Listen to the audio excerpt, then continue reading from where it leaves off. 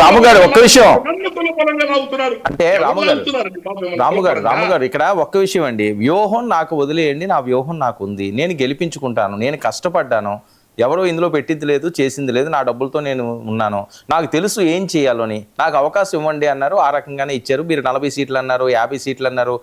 దానికి 50 సీట్లు 40 సీట్లు అంత బలమైన అభ్యర్థులు ఉన్నారండి? ఖచ్చితంగా ఉన్నారండి, ఖచ్చితంగా ఉన్నారు. పార్టీకి 2019 ఆయన దగ్గర 24 వచ్చేటికి ఉన్నారు, లేకుండా లేరు. పార్టీ ఫండ్ కి నిలబడ్డారు, డొనేషన్స్ కి నిలబడ్డారు, పార్టీ ఖర్చు పెట్టడానికి రెడీగా ఉన్నారు, అన్ని ఉన్నాయి. మీకు చెప్తుంది ఒకటే, మీరు దయచేసి మీ ప్రస్తావన మీ ఎత్తట్లా, మీరు మీ కార్యకర్తలు మీటింగ్ పెట్టుకున్నారు, మీ 2 సంవత్సరాల అధికారంలోకి వచ్చి కమిటీలు వేసుకోండి, పార్టీని స్ట్రెంథెన్ చేసుకోండి.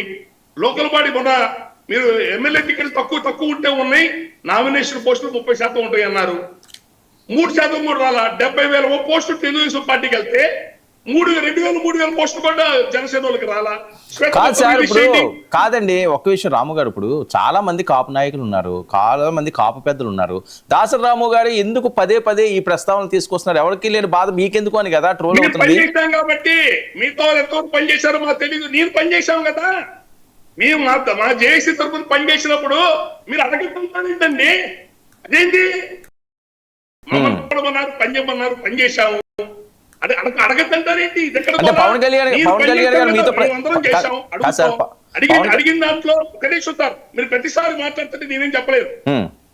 దయచేసి మీరు మేము పనిచేసాం, మీకు నిలబడి గట్టిగా పనిచేసాం. పార్టీలో ఉన్న లోపాలు ఉంటే, కింద కార్యకర్తలకు ఏమైనా ఇబ్బంది ఉంటే మేము మీకు పనిచేసిన వాళ్ళుగా మిమ్మల్ని అడుగుతాం. మాకేం వద్దు, మేము ఎప్పుడు మీ గడప తొక్కల 2 ఏళ్ళలో మళ్ళీ మీ దగ్గర రావడం ఎవరో కూడా. మీ కార్యకర్తలు ఎట్లా ఉన్నారో చూసుకోండి, వాళ్ళ పనులు అవుతున్నాయో చూసుకోండి, గవర్నమెంట్ వాళ్ళకి ఏం మర్యాద ఉందో చూసుకోండి. మీరు ఇది బేసిక్, అవన్నీ పక్కన పెట్టండి సార్. మొన్న ఆయన ఎత్తాడు మా కులం మీద, నాకు తాపు కులం పని చేయలేదు, మీరు అబద్ధం ఎందుకు చెప్తున్నారు? అవకాశం ఉన్నంత వరకు ఈ కులం మీకు పనిచేసింది, తర్వాత 5 ఏళ్ళు పనిచేసింది, లోకల్ బాడీ ఎలక్షన్స్ కి పనిచేసింది, 2024కి పనిచేసింది. మీరు మాట్లాడితే కులం పేరెత్తి ఈ కులం నాకు నిలబడట్లేదు, ఈ కులం నాకు చేయలేదు, నిలబడలేదు, మీరు నన్ను కులం రంగు పులుగుతున్నారు, మీరు దయచేసి ఎందుకు మాట్లాడుతున్నారు, ఏ వ్యూహంతో మాట్లాడుతూ నాకు తెలియదు, మళ్ళీ పైపెచ్చు మీ కాపు నన్ను తిడుతున్నారు అన్నారు. ఇది సాక్షాత్తుగా చెప్తున్నా. మీరు 10 రోజుల క్రితం ఉద్యమి కార్యక్రమంలో మీ సాధకుల బయటలో మీరు ఆ మాట అన్నారా లేదా? రెండోది, 10 మంది పైన గతంలో నాతో పాటు పనిచేసిన వాళ్ళందరూ JD Lakshminarayana, Rammohan Rao, పార్సార్థి, IAS IPS retired అందరూ కూడా ఓడిపోగానే వెళ్ళిపోయారని చెప్పిన ఆయన అన్నాడు. మీరు మళ్ళీ వివరం చెప్తున్నా, ఇంతసేపు ఎలాబరేట్ వద్దు. ఆయన మాట్లాడిన 4 ముక్కలకే నేను తిరిగి మా ఆన్సర్ ఇచ్చా. అంతకుముందు డిబేట్ లో చూసుకోండి, ఇచ్చిన ఆన్సర్ చూసుకోండి. ఆయన అన్నదేంటి, వాళ్ళు ఓడిపోతే వదిలేసి వెళ్ళిపోయారన్నారు. వాస్తవం ఏం జరిగింది ఆ రోజున? వాళ్ళు అడిగింది ఏంటి, పొలిటికల్ అఫైర్స్ కమిటీ చైర్మన్ వేరే ముఖ్యమైన పోస్టులు పడుతుంటే హైదరాబాద్ లో వాళ్ళందరూ మీటింగ్ వేస్తున్నారు, నన్ను పిలిచారు. అందరు కలిసి ముఖ్యమైన వాళ్ళందరూ కలిసి పవన్ కళ్యాణ్ గారి దగ్గరికి వెళ్ళారు. ఏమంటే పొలిటికల్ అఫైర్స్ కమిటీ చైర్మన్ అన్నది చాలా క్రియాశీలకమైన పోస్టు. రెడ్లకి కమ్మోలకి ఇద్దరికి పార్టీలు ఉన్నాయి. నాదెల మనోహర్ గారు ఇంకెవరన్నా దానికి చైర్మన్ గా పెడితే రాంగ్ సంకేతాలు వెళ్తాయి. మీ కిందన్నా పెట్టుకోండి, లేదు PCSC పేద కులాలకు ఇవ్వండి మీరు దాన్ని అని చెప్పని వివరంగా చెప్పారు ఆయనతో. మాకే పదవులు వద్దు, మేము చాకిరీ చేస్తాం, మీరున్నారు, మీ కింద పని చేయడానికి వచ్చాం. నాదెల మనోహర్ కింద, ఆయన కింద కాదు మేము పని చేయడానికి వచ్చింది.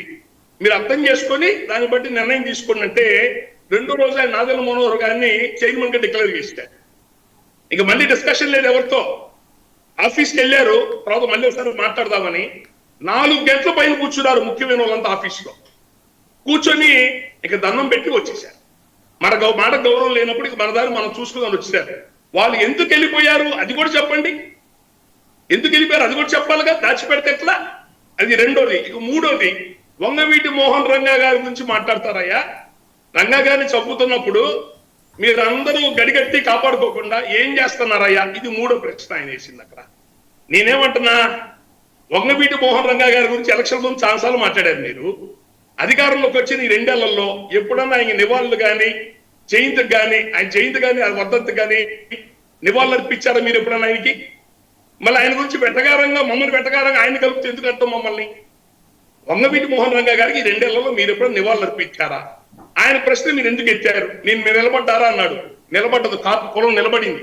నిలబడబట్టే ఆయన్ని కాపాడుకోవడానికి 10 లక్షల మంది, ఎటువంటి మీడియా కానీ వసతులు లేని రోజుల్లో 10 లక్షల మంది విజయవాడకు వచ్చి కృష్ణానది దగ్గర మా జాతోడి జోలికి వస్తే ఊరుకో, అతని జోలికి వస్తే ఊరుకో అని చెప్పి మీటింగ్ పెట్టారు అందరూ కలిసి.